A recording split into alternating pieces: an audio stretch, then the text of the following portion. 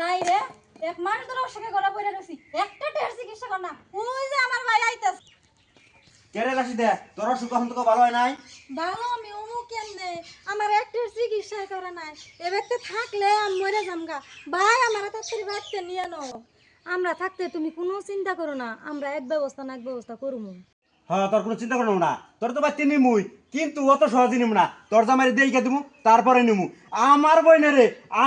1 মাস ধরে অবিস্তায় ফেলে দিছে ওর না দেখে হ্যাঁ ভাই আমি না জানি না হই না রাগারাগি করতেছুন কি আর না জানি না হুইনা রাগারাগি করতেছে এটা আপনি কি কথা কন এই মানুষটা এক মাস ধরে বিছনায় পড়ে রয়েছে 72 শৈলে জ্বর রয়েছে এই মানুষটা আসাল কেমন হইছে কেমন চেহারা আমি চাইলে চোখে রক্ত উঠে যায় আপনি হানো কথা হইতেছেন না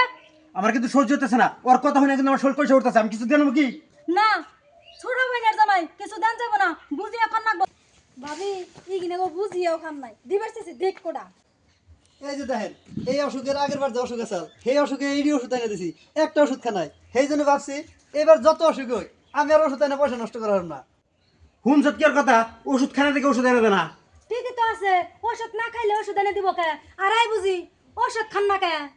ভাবি ওষুধ খামু কেমনি যে ওষুধ আনে খায় দিই তিতে আমার নিয়ে কোনোদিন মিড়া ওষুধ আনে না এই জন্য তো আমি কোনো ওষুধই খাই না দেখছো তো তোমার বোনের কথা যে রোগের যে ওষুধ ওষুধ তিতা থাকলে ওখানে রাখবো মিঠা থাকলে ওখানে রাখবো